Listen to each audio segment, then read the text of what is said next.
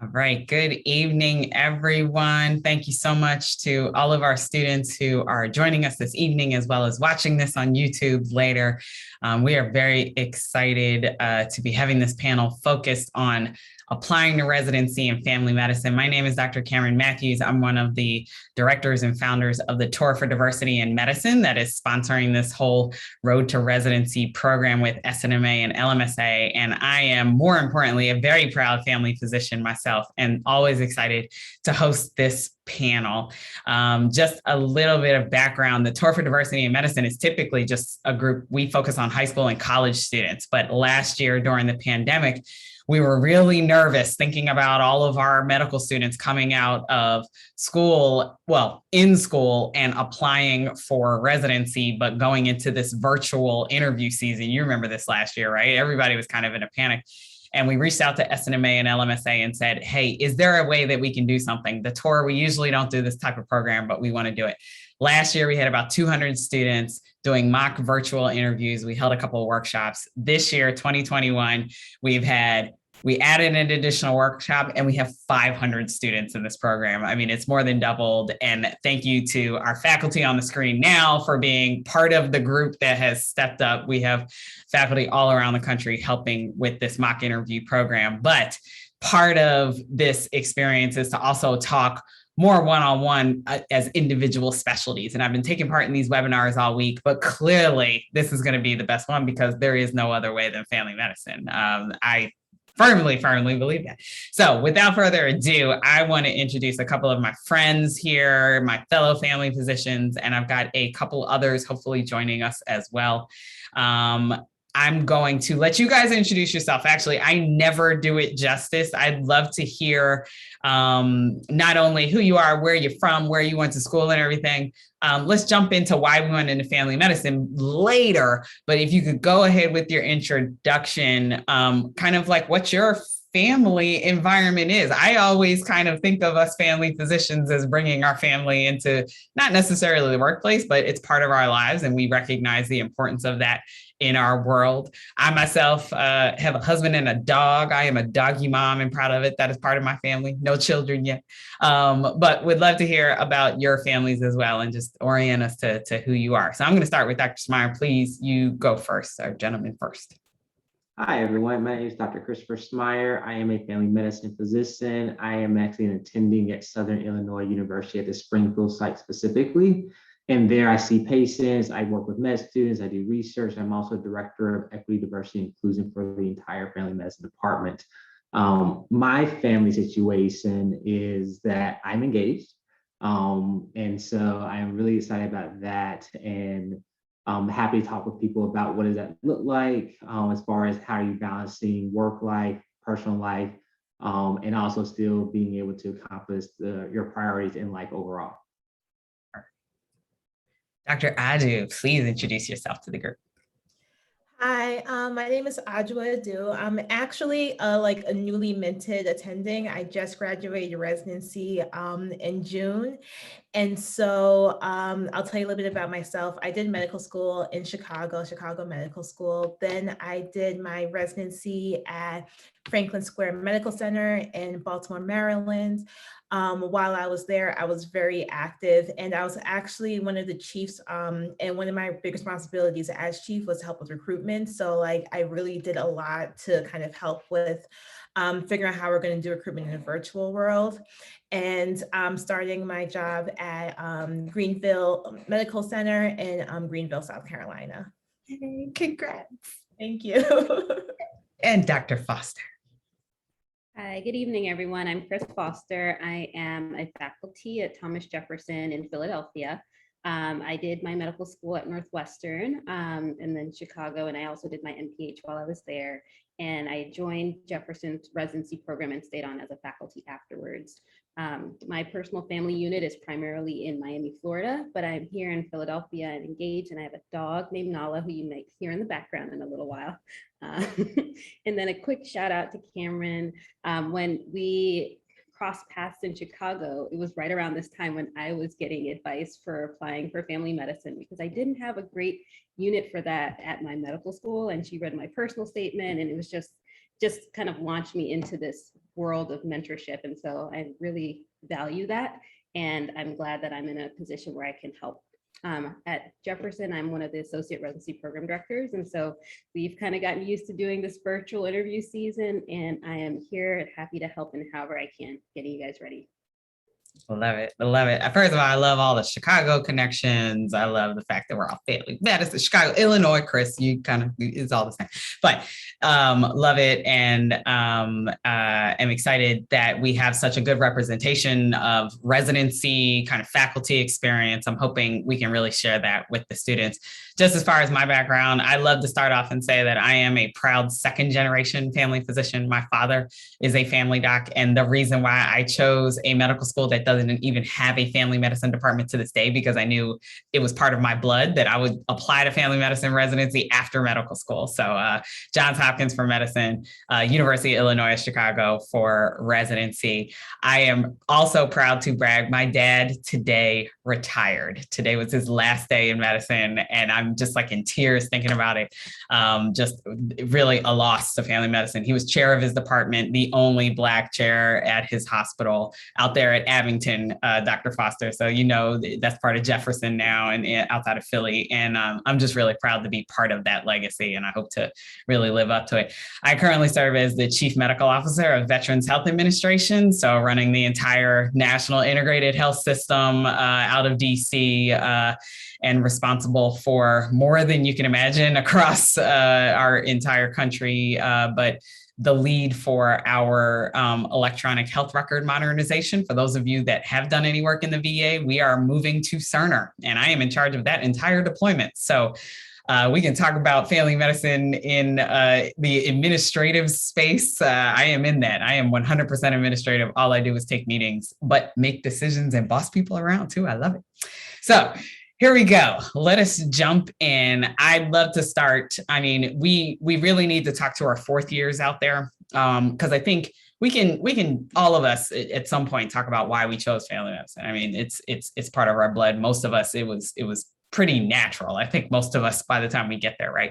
But in applying to residency, our students have a lot of choices, right? We have a large number of programs out there.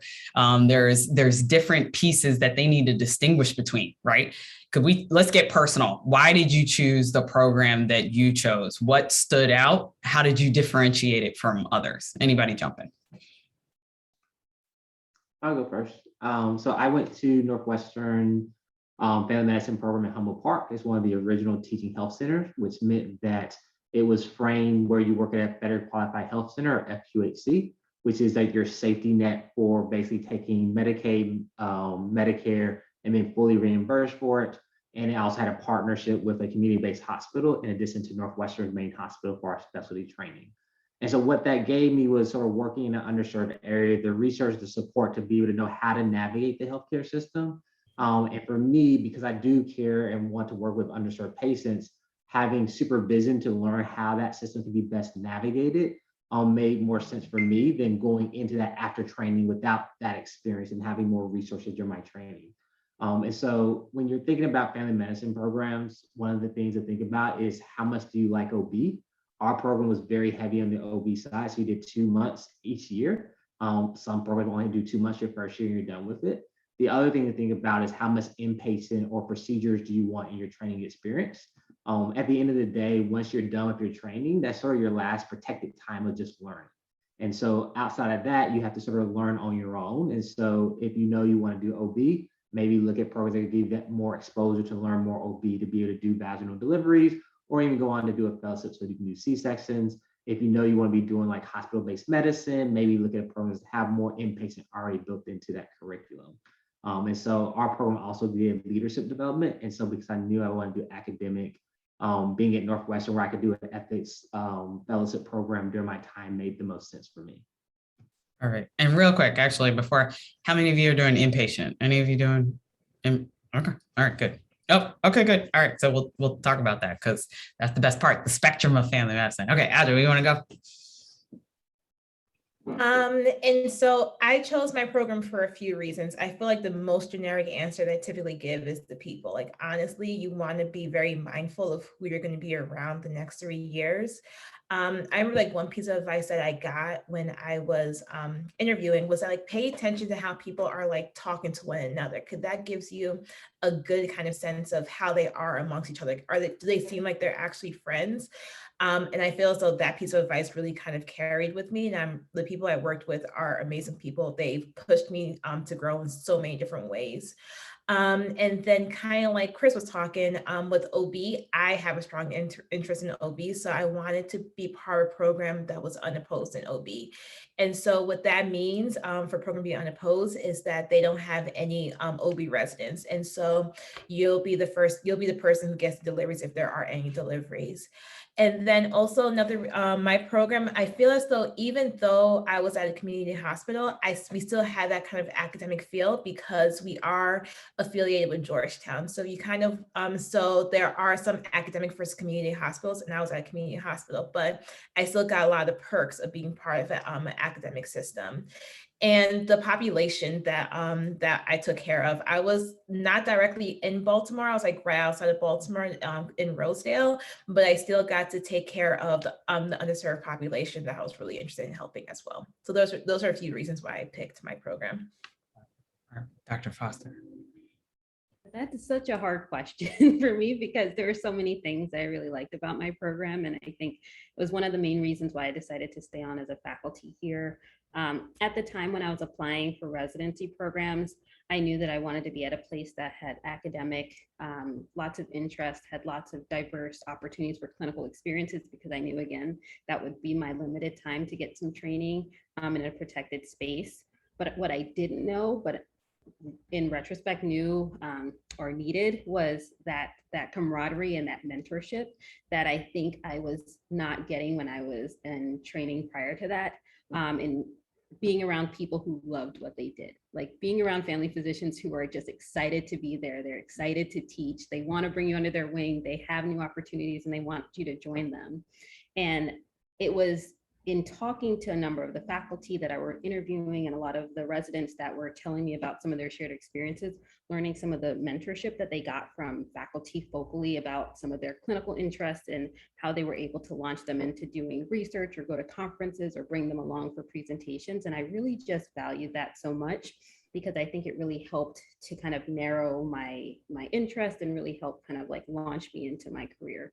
And so I think for me, in addition to the people, those people for me would be my family. Being a transplant, not being from the area, wherever I went, I knew I needed to be around people who would take care of me and kind of accept me as their family, but also people who would be pushing me and kind of molding me into the future physician that I'd like to be, that may not know yet.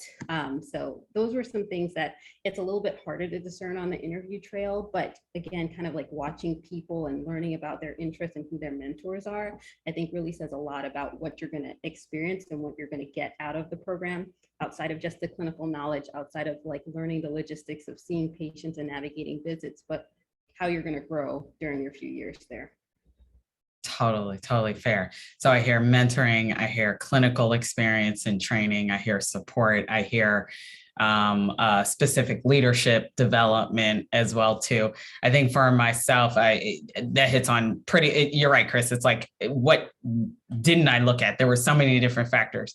I think the biggest one for me is I actually knew I really wanted to be in an academic program. I wanted to be actually at an opposed program, right? I mean, a lot of times family medicine, it's like, oh, you can learn everything, you can do everything in an unopposed program. I purposefully wanted to be in an unopposed program because I wanted to understand the other specialties. I wanted to know what that was in coordinating with the rest of broader medicine. But that was also me knowing early on that I wanted to take a leadership role. So I wanted to learn, a broader scope of the interaction of family medicine, but at the same time wanted to be at a program where family medicine wasn't looked down upon, right? Because a lot of the opposed programs, it's kind of sidelined, and I didn't want that. So I really found that at UIC. And then part of the piece with the academic hospital, I also knew I had a lot of interest. I wanted to explore a lot of things. If I had a small faculty group, I probably wouldn't get as much exposure to stuff. And, UIC, we had like 30 faculty. Like I could like every year, like hang on to somebody else. And that's exactly what I did. And I found a lot of mentors that way. Here's a question, and I looked at this. I definitely looked at this, but in my class, I was the only one, and I don't believe, no, there was a third year when I applied. But were you guys at all focused on what your experience would be as a person of color, or as, you may be a part of another minority group as well, too? What were you looking for in particular to, your experience as someone that may not be part of a majority community?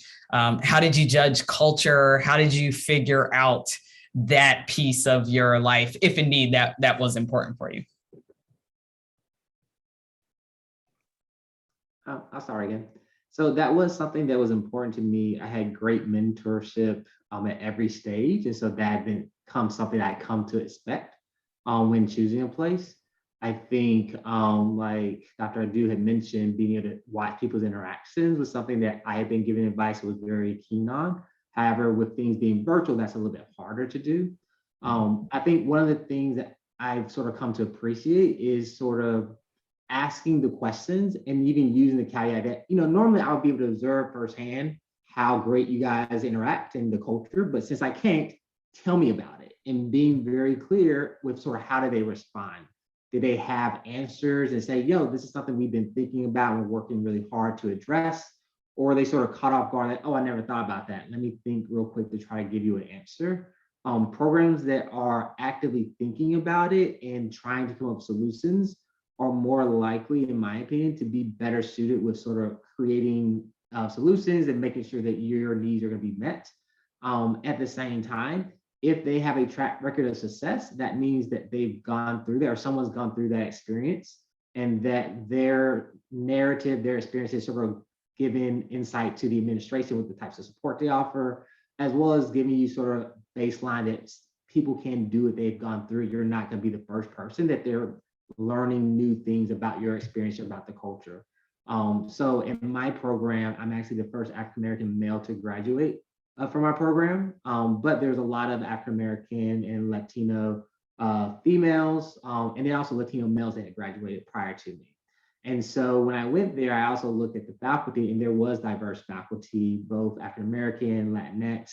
And so being able to see that and be able to find that mentorship and see that they wanted to mentor, and that they thought about their cultural identity, cultural responsibility, and sort of had ways of sort of negotiating the different pools they feel within society and within their own values, was helpful. So you had those sounding boards to say, like, how are you resolving the tensions of seeing people who look like you suffer from injustice and knowing that you have privilege and access, you're not going to be facing those, right? Or how do you know when it's okay to say, I did all I can today, I need to rest so I don't burn out and not feel guilty about taking that rest.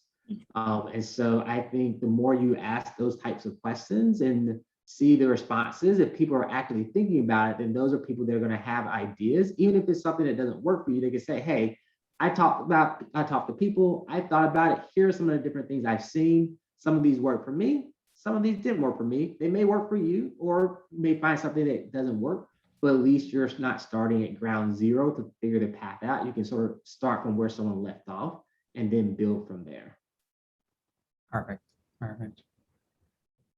Any other thoughts, ladies? Oh, sorry. I completely agree with everything I was just said, like being very intentional as well, like don't be afraid to ask those questions, because like they're interviewing you as much as you're interviewing. So you want to be very intentional in asking those questions. And if they are a little hesitant, then that kind of speaks to the culture that is there. And that's not something you want to be part of. And I also looked at the websites, like I looked at the faculty, I looked at the number of faculty of color, and also like their interests, because a lot of programs will have full-on bios about their attendings. And then I also looked at the makeup of the various classes. I personally did not want to be the only Black female in my residency program. And so I looked to see like the third, second, and first years, like what the makeup was with them. And so I knew I would not be by myself. And then also look at the curriculum, like what are they doing within their communities as well? Because if you're able to tell what they're doing within their communities, then you're able to kind of get a sense of where their values are. And once you get a sense of their values, and like, okay, so even I may or may not be the only person of color, but they are trying to serve people who do look like me, and they're not just trying to do lip service and say the right things. And so doing all those things will be very helpful. I think the only thing I have to add to that, I'm like really reliving that whole process again, was definitely, speaking to the residents, getting a sense of like the culture and the support and how they be a community among themselves. Because there are going to be classes where, unfortunately there will be one, underrepresented person, and feeling like you would still be supported. Right. I remember being on the interview trail and looking around who the other people were in the room with me. And you can see who those people were that were attracted to those type of programs. And there's kind of that culture, even just looking in the people who would be interested in that place. And so I feel like that was like a really great tell. If I go from, interview to interview and I see some of the same people, it's like, okay, we're going through the same themes. We have the same ideals. And I found that was somewhat helpful. And the other thing that I found helpful is probably secondary to my prior experience is being very resourceful. I knew that if I ended up at an institution where for whatever reason, I might be one of the only in my class, that I would be able to be resourceful to find mentors even outside of my area or my specialty. And I remember looking at websites and seeing, do they have like a GME, like Office of Diversity? Do they have a group for other individuals where if I needed to collaborate interprofessionally or interspecialty, I could? When I was at medical school, I remember having an office that was just for that reason. And I got to network and meet people, and I got support when I was on different rotations because I now knew faculty and residents and students who were on those different areas. And so I definitely did my homework to look into that as well. And when I was interviewing, I asked programs about what that support would look like, even outside of the residency program. So just something to consider. All right, so for our students that have joined us, please feel free to use the chat. We want to try to make this interactive. I'm just going to keep going with more questions until you drop something in here, or even come on camera. Honestly, we're not in a webinar setting, so please come on camera and ask us a question. Let's flip. So you've finished residency. You want to, work with your own program, maybe that you're faculty with, or that you're newly faculty with, Dr. Adi. How are you judging students? What, from your perspective, what are we looking for a potential member of our residency, right? Our couple of workshops we taught, of course, there's the ERES application. That's just listing of stuff. You've got interviews, you got personal statements. What stands out? What are you looking for? Or the flip side of that, what are the big red flags? Ooh, I want to tackle that one first, just because I've been working with a lot of students recently, and I understand this year and the last year have just been really difficult, even finding mentorship, even meeting with your deans, even understanding like this whole process. So I'm really glad that Tour for Diversity is actually launching this process. And one of the things that I've told a lot of students is really start to look at what your arc is, like what are your themes of interest, your passions, and how can you sell that? I can read a personal statement and it tells me, oh, I had this really wonderful experience where this is how I knew I was going to be a family medicine doctor, because I worked with a specific patient. And it's like, I read a ton of those. I read hundreds of those. I want to know where your passion came from. At the end of reading your personal statement, I want to feel that passion, because I want to know why I'm going to trust you to take care of my patients. When I'm out sick, when I'm away, what is it that's in your belly deep down that's like drawing you to this field, to this specialty? And so like finding a way to like curate your application to tell me that. What are your passions? Are you interested in reproductive health? What have you done during medical school, or what have you been exploring even in the last year to tell me that I know that that's one of your interests, right? And of course, in medical school, it's hard to get all of those areas or get all of those things, but you can tell me, I am interested in your program because these are areas that I'm truly passionate about. I know that I want to advocate for healthcare and X, Y, and Z, and that's why I'm targeting your program. I need to know that there's that connection. And if I can't read that in your application, it needs to be in your personal statement, and you have to tell me why and what's continuing to drive you to that point. Because family medicine is hard. Right? We have lots of folks who leave the career because they burn out, because they're working each and every day. but you need to find something that you're going to be passionate about, because that's going to drive you and that's going to bring you to work every day. Right? Yeah, we got to do prior auth and all that paperwork and all that nonsense, which we're not going to talk about tonight. And we all laugh because we know it's true. But like, what's going to keep you going and what's going to motivate you, and how are you going to advocate for your patients? Like, I got to feel that somehow. And I get that in the interview, but to get to the interview, you got to show that on the paper. And so finding a way to get someone to read your application, read your personal statement, to kind of tell that story even before you get to that point. Perfect.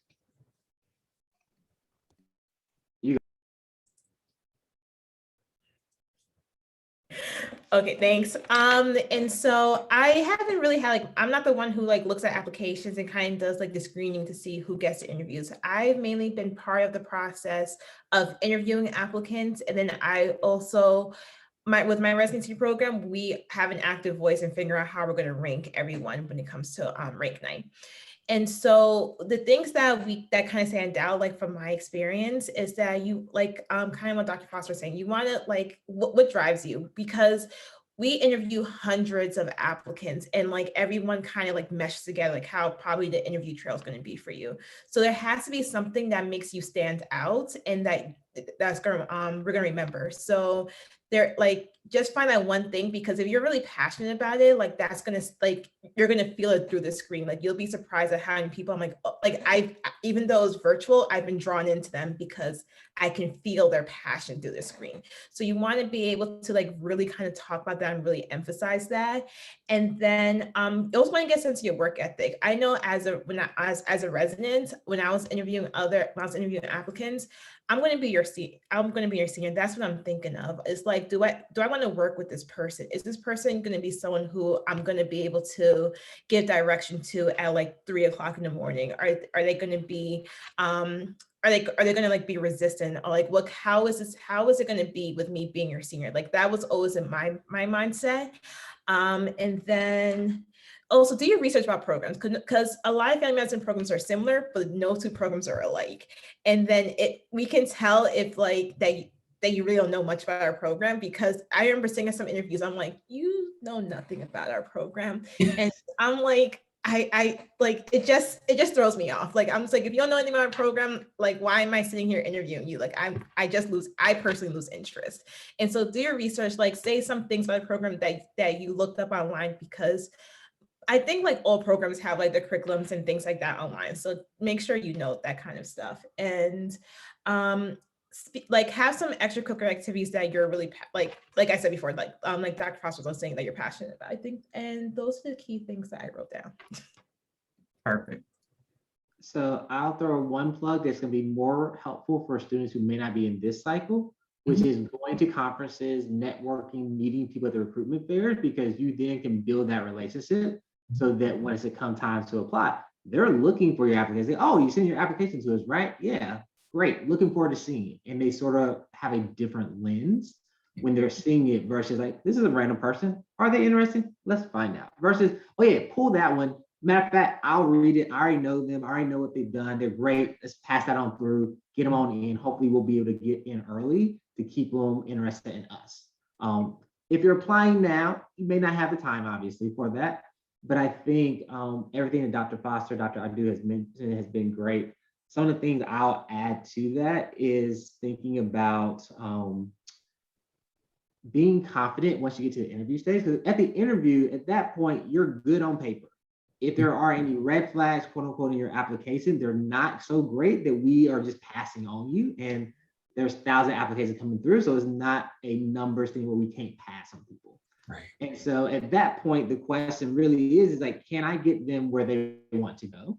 Because if we are very big OB, but not big on like procedures, inpatient, and they want to be a hospitalist, I don't know if our training is going to actually get them there, right? At SIU, where I'm at currently, we do a lot of rural medicine. We're also in Springfield, which is a city-ish, depending on who you talk to. And so there is that hybrid approach that you can get some urban versus rural training experiences. And so we know that if someone is interested in rural medicine, we can definitely give them those experiences and make sure they're qualified and competent to engage in. We know we can get someone who is interested in academic medicine, the leadership, research, and other things to be highly skilled faculty member. And so if I can't meet your needs, then it doesn't do you justice for us to pull you in and rank you high, because then you're going to come here and we're going to fail you, and then you're not going to be a success. Which leads to the second thing is, are they going to be really great? And I want to be able to claim a part of that legacy of, like, Dr. Matthews came to UIC for residency training. So if you want to be as great as she is, come here where she did her training. Because your greatness, maybe 5% you'll get from your residency experience, but most of that are your own original ideas, your own passions.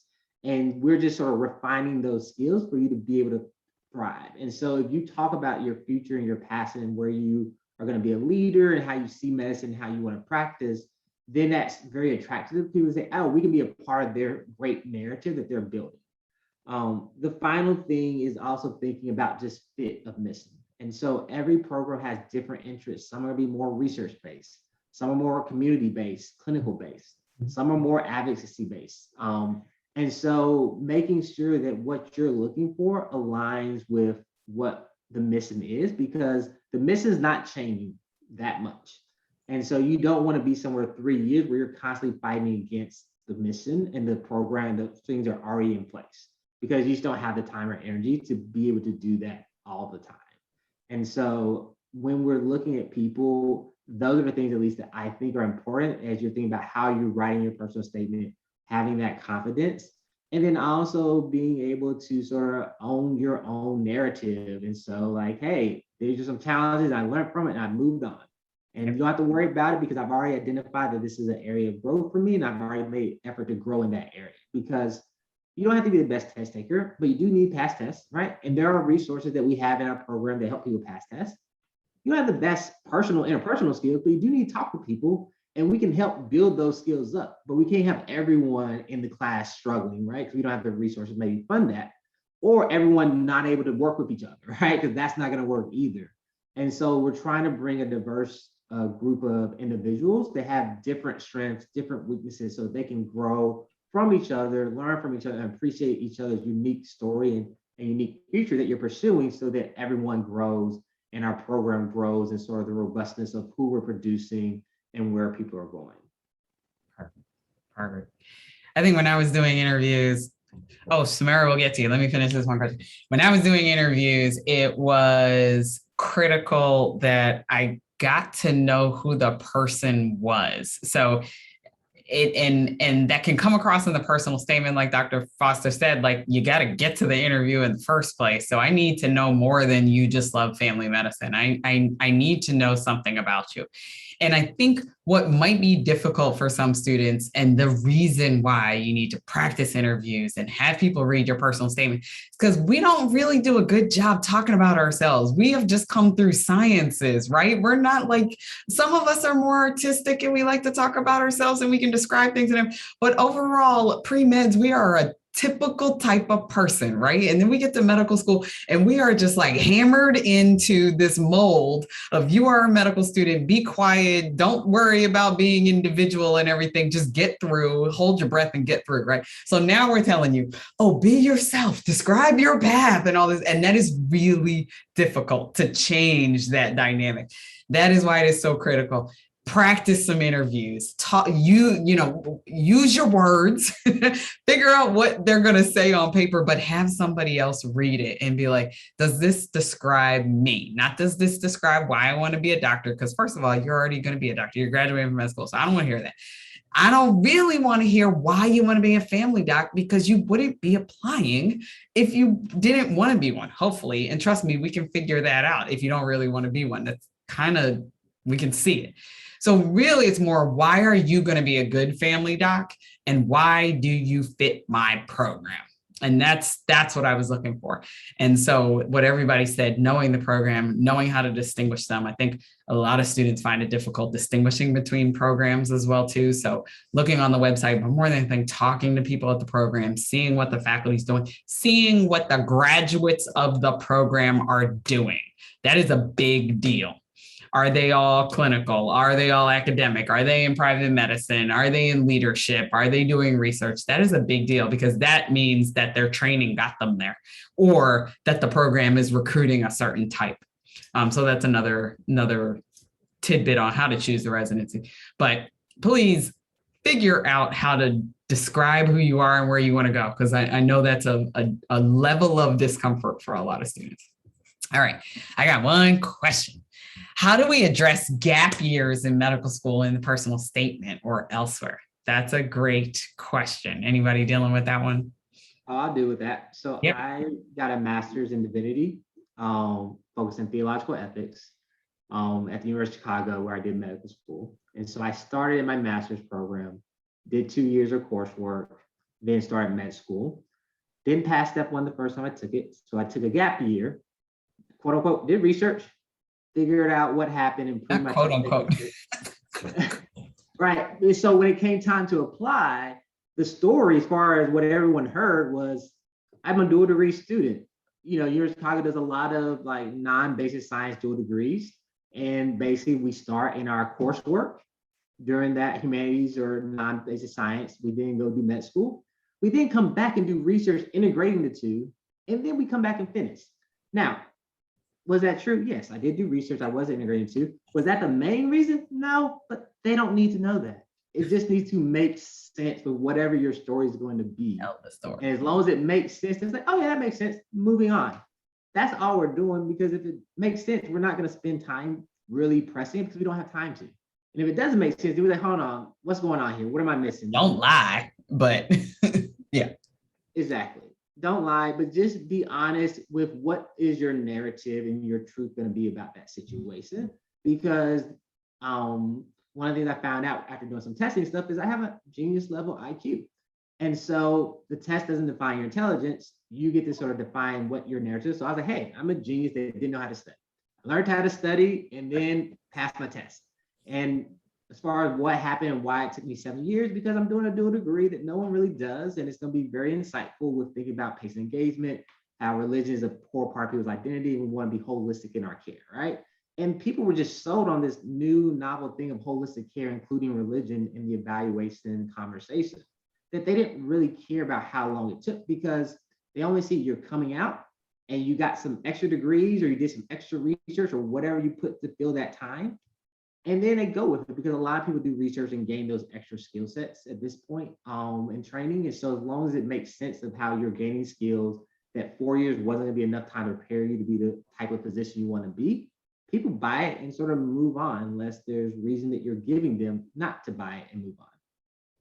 Yep. Make it part of your story. Don't just make it as, you know, some absence of an experience. It's part of your experience. It's valid. Some of us need that time. Some of us need it for family or for health reasons or to refocus academically. That is, while not necessarily very frequent, it's still common. I mean, though, it's still something that residency programs see, and it doesn't take away. Samira, part of your question was, how do we make sure it doesn't take away from the passion that needs to be covered? You can still be passionate and have needed to take a little bit longer. And Chris is a good example of that. So Chris, you got a second degree. Dr. Foster, I see you also have your public health degree. You have one as well too? What do you have, Audrey? I have a master's in healthcare administration. I'm talking about good. And I got my law degree. So all of us have done extra stuff, family docs doing their thing. We all we got to talk about that at one point. Let me talk about, okay. One more question is here, and students, please keep dropping them in the chat. Any thoughts on tactfully talking about racial justice and equity in your personal statement? It may have impacted you personally, and maybe something you're interested in helping your patients with, or even concerned about in healthcare, right? Because the larger conversation over the past year is about racism in healthcare, racism in programs.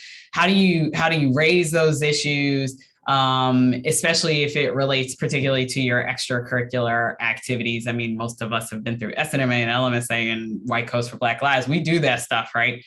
I personally don't shun away from that, but the fear might be that you might be turning somebody off. How do you deal with that? I think if it turns somebody off, that's not someplace you want to go. I was going to say exactly. That's all it is. You are applying to a program and they are recruiting you. And if it's not a match, it's not a match, right? If you are passionate and you're going to be doing that work, you don't want to go to a place where you're going to be butting heads at every single turn, right? And I think that it's telling if a program chooses not to interview you after reading your personal statement, if it's because of talking about racial injustices or talking about your passion, your commitment for doing that work. Again, as you're exploring the website, as you're talking to people, as you're talking to applicants who've interviewed the year before you, who are now interns, as you are, watching their Instagrams, their web pages, their webinars, whatever it is, if you don't see those themes come up and you want to investigate, you can ask somebody, right? You can, even email people. I get emails all the time from people who are interested in our program. They're like, is it okay if I just have like a quick phone call with you? I just want to ask a little bit more about your program. I'm completely open to doing that, because similarly, I want to recruit people who are interested in my program, right? They go on our website, they see that I'm a director of social justice and health equity, and they want to ask me more questions about it. I am happy to answer those questions. And if you get to a point where you don't feel comfortable talking about your passions with a program because you're worried about them not being interested in that, that's not a place you want to go. There are lots of great programs. Don't waste your time. Again, it's family medicine. We have many programs in the country. This is not like other fields. You have options. And so, yes, completely agree. Audra, Chris, or anything else you want to add to that? I would just add that the timing is actually really good now to talk about that, given COVID, given the rise of healthcare disparity becoming the hot topic finally within academic medicine circles. So you'd be sort of hard pressed to find places not really on board with that at this point, at least verbally. And the more important thing is, are they all words, or are they people like, oh yeah, like I'm really interested, I've been thinking about that, this is what we do, or we're past step one of defining health disparities is a thing where we see difference in outcomes based off race, right? So then that can tell you, oh, this is a place that's actually having these types of conversations. They're okay talking about it and the complexities that we see ourselves in. And my attitude was sort of, if they're not good enough to appreciate my talent, I don't want to waste it, because there is a match that happens and programs don't want their slots to go unfilled, which means they can be unfilled. So no one wants to leave this dance by themselves. Have standards and go and apply to the places that sort of have the same type of music they like to listen to, same types of rhythm, so that you can be happy with your experience, because it's going to be challenging regardless of where you go. And because you can't go in person, it's always a great line to say, normally I could just see firsthand how great you guys are, but I can't come in person. So I need you to tell me, what are your thoughts about this? How do y'all handle that? What does it look like on a day-to-day basis? Because I looked online, I found some stuff, or I looked online, I didn't really see anything. Did I miss it? Can you show me where to find more information about this? And tell me more about the lived experience that I'm not going to see firsthand, because I won't be able to go in person. So that's always a nice sort of caveat as far as how you're asking these questions and being direct, because at least when I was applying, the thing was like, watch the people and see how they interact to get a sense for what the culture really is. But if you can't do that, you sort of have to ask that question and then trust your gut with like, did I really feel like they were authentically answering this? Or did I feel like they were giving a scripted answer, or they were just sort of winging it, right? Because you're going to have to make a commitment for at least 3 years of your life, wherever you go. So Hard years. Be as scrutinous as you need to be and tedious as you need to be in sort of assessing that, because that is a big commitment. Do you have any questions for me? Very seriously, ask these questions. Don't just say, oh, what do you think? Or how do you like the program? No, ask the serious questions, because again, the interviews are two-way. I agree with everything that's said. The main thing I would add on is that most likely you're going to be talking to residents, and you're also going to be talking to attendings. And so I feel as though their perspectives on how they are handling these issues are completely two different things. And so I'll be sure to ask both of them just so you can get both perspectives, because the attendings like, oh yeah, we have this. And the residents be like, no. And so make sure to get both point of views. Great point. That is, I absolutely agree with that. I when I'm interviewing and I end my interview and I say, well, what questions do you have? I'm waiting for that question. And quite honestly, a lot of times the other faculty will punt that question to me, which is not fair. And I've talked to them about that. I was like, no, you need to ask the program director what they think the answer is to that question, not me. But something that I think you all can be doing in terms of like your research about programs, also consider looking at like their lecture or grand round schedules to see like what some of their areas of interest are, and like what are some topics that they've talked about. Even look and see if they have any of their videos posted, just to see like what they are highlighting as, like content areas for their residents and faculty and students, right? Like we have our conference schedule, we post it up online so you can see like what some of the past lectures were, and some of them are videos and you can like click through them or look through the slide decks. And I think you can start to see where we're kind of like prioritizing our content and really focusing on, issues that are pertinent to our patient population that we're serving in this vulnerable community. And so that's something that is not necessarily spoken, and you may not even think to ask that at an interview, but it's something that you can look at when you're looking through websites. Like, what do they prioritize for their learners to get out of their, like didactic time? And I think that that's something that will really tell you a lot. I think in addition to that, I've never thought about that, Chris. That's a really good idea. Not just their lectures, but also if they publicize what research the residents are doing, not just the faculty, but what projects, because we could do research, we could do quality improvement. There was any range of sort of activities that you're supposed to do kind of in that discovery portion of your training.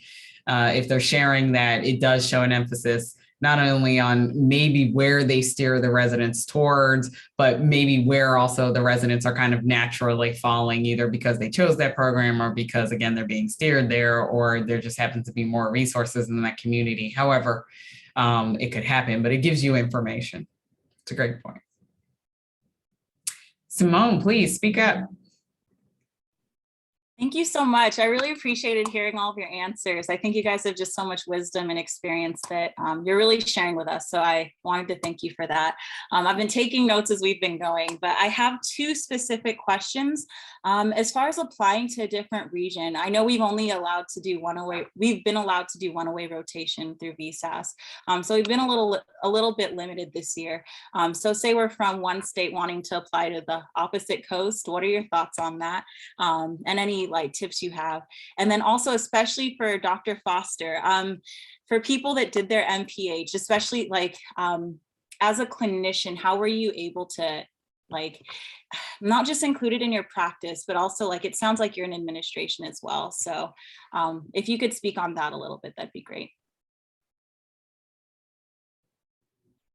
I'm happy to go first, and I can comment a little on both of the questions, but I'll start with the MPH. So during medical school, I had the opportunity to do a dual degree, and for me, it really helped center my purpose in family medicine, because I know I could be a clinician, but I also know that I want to be more than that. And for me, in my opportunities at looking at different residency programs, I wanted to look at a place where I'd have community exposure. At my residency program, we actually had a center for urban health, and I was able to early on explore electives and work with some of the faculty who worked in that office and learn about some of the community experiences. And for me, that kind of helped set my clinical interest too. So not only was I working in some of these vulnerable communities, working at Puentes de Salud or other clinical experiences that were outside of my practice, the residency practice, but I was getting able to network. I was able to think about how I can do a community health needs assessment. It really helped me to shape that.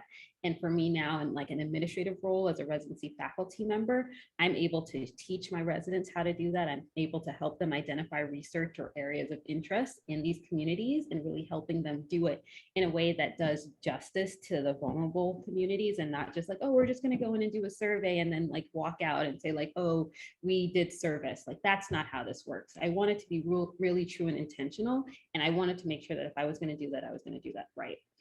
And so I think it's helped me to create curriculum and really think intentionally about what we're doing when we are working in some of these other experiences outside of our clinical practice. How it's kind of translated into my work in terms of my director role for social justice and health inequities, it's really helped me to kind of like be that extra voice at faculty meetings, where I can kind of just like nudge and say, hey, that's a really great idea, except it's not catering to the patients who don't have X. Or, hey, how are we, screening for several different social determinants of health? And I'm just kind of like that clear passive voice that keeps just like egging on folks so that they're starting to move in those directions. I think my personality and my style allows me to kind of integrate in a way where I'm like slowly moving the needle and I'm not like pushing people too far, because I think medicine is slow to change. And I think we got to just like slowly inch forward. So I think doing that Master's of Public Health helped me to understand kind of what my role as a clinician could be. And I think it's also kind of given me a little bit of a sense of how I can use my role as an educator to continue that like legacy within the medical curriculum for our residents. To answer the other question about region, I'm originally from Miami, Florida, and I ended up in Chicago, Illinois, and then I ended up in Philadelphia. Jumping from city to city, from state to state, really meant nothing to me because I knew I was going to be a nomad and I was going to like figure it out wherever I go. That's why community and, you know, like the family of the residency program was so important for me. I needed to fit in.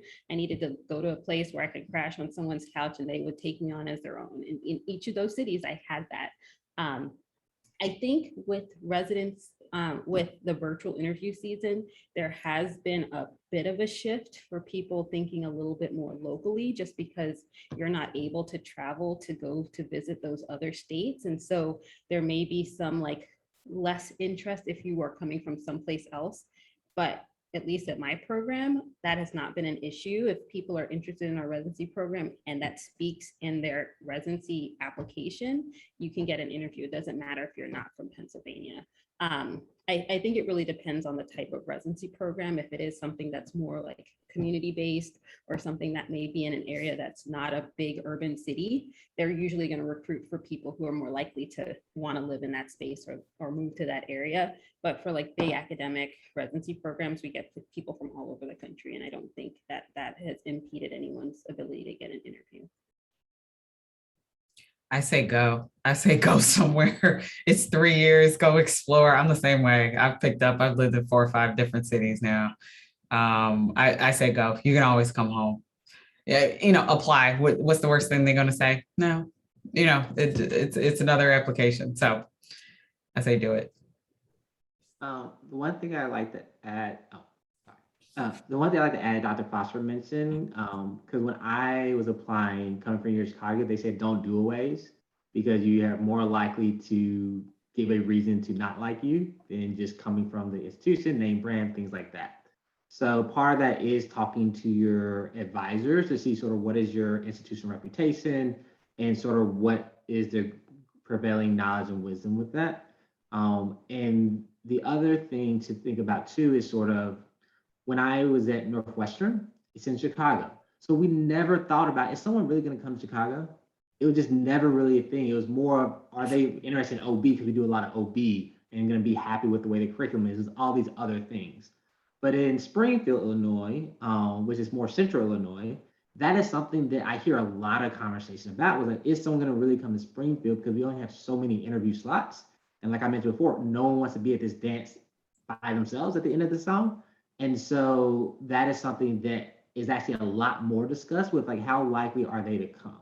And so if you can do it in a way that does demonstrate a willingness to come. Now, granted, if you do it in a way, but you don't come to our institution, and maybe think about how you're gonna bring that up, right? And talk about that, because like, why did you come to us, right?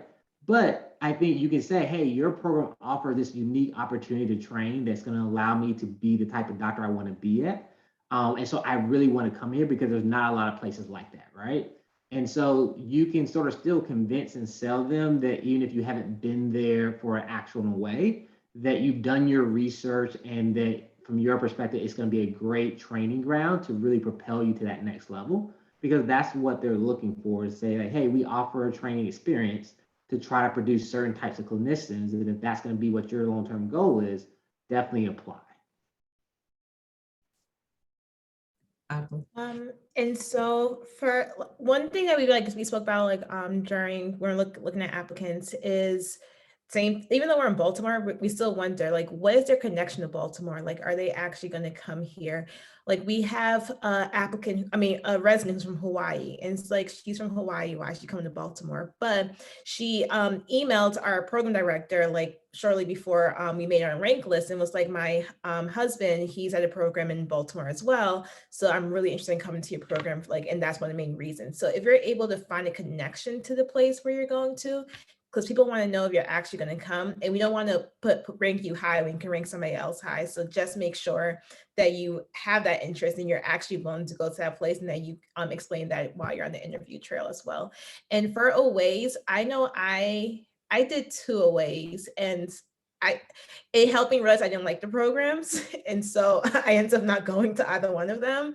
And so, the program I ended up at, I didn't do away at, but in my program, we have at least one person in every class who did away rotation with us. And so for some people, it works out really well. They end up at that program, but like Dr. Foster said in the chat, they're not necessary. Great questions, Simone. All right, we are coming to the end of the hour. I'd love to ask if there's any more questions from students before we close out. Really appreciate everyone being here, joining us tonight. I absolutely love my friends here. You guys have given some great insights to our students. I definitely thank you for your time. Are there any parting thoughts that you may have for our students as they are about to enter interview application season and join us in the next year?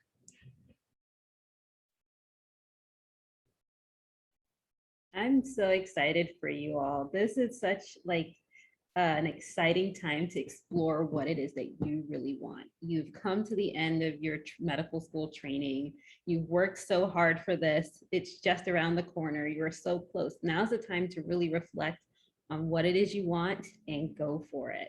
Like Dr. Matthews said, you got to be confident. You got to sell like what it is that you're passionate about so we can know that, because we're not going to pull it out of you. We're going to be interviewing 4, 5, 6 people a day. Like, I'm not going to drag it out of you. You got to come with me. You got to tell me why I should pick you, why you should come to my residency program. And also all the things that you list on your CV, you need to be able to tell me why you did it and why it was important, even if it was important, like even if you learned that that's not something I want to do. For example, when I was in undergrad, I did this biological like research program, and I learned at the end of that I did not want to be a PhD. But you got to tell me why you did it, what you learned from it, even if it didn't result in you doing that in the long term. If I ask you about something on your CV and you're just like, oh, I just did it because I had some free time, consider not putting it on there, right? Purposeful, be purposeful. Yes, exactly. Be very intentional, because I want to know why you did those things, because the same thing's going to happen when you're in residency program. I don't want you just picking up stuff just to do it, just so you can put on your CV. That's a waste of everyone's time. So be able to tell me why you did those activities. And if you aren't sure, just sit down and think about it.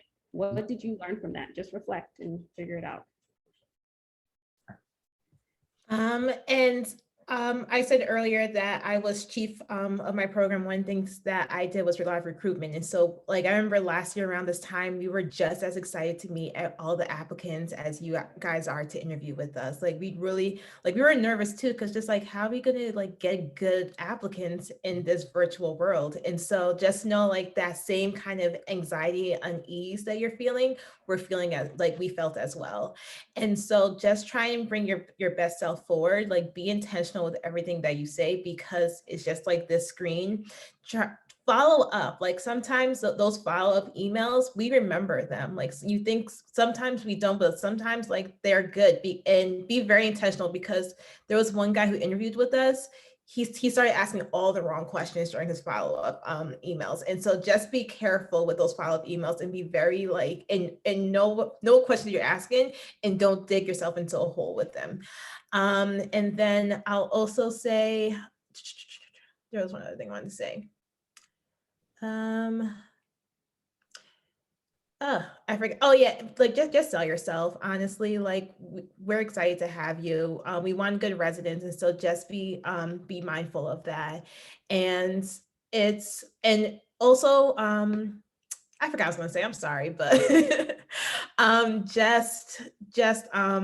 just be as intentional as you can. Just bring your best selves forward, and it's going to be a good interview season. It's going to be nerve-wracking, but I think that it's going to be great. You're going to be surprised by it at the end of the season, because we were surprised by how well things went last year. And then I actually had a lot of my attendings say that they actually preferred doing virtual interviews than in-person interviews. It was a different feel. So it's going to be fine. Don't worry. Don't stress too much. The thing I like to leave you guys with is we talk about selling yourselves and being unique, but that's just being your authentic self. Like there is no other Simone DeSilles or Wendy West, right? And so the more that you can tell us exactly just who you are, that is going to be that uniqueness that allows us to see if it's a good fit and how, like, oh yeah, I can see them using the resources and making the most of those opportunities. And so you don't have to think of something crazy or like, what can no one else say? Because no one else can say what your lived experiences are. So just be authentically yourself. Also really have a way of start thinking about what have you learned about what works and what doesn't work, both for your learning, how you internalize information, as well as your own resilience and ways of minimizing and self-awareness around burnout and preventing burnout, because it can easily catch up on you by surprise from all the demands and the expectations that are placed on you.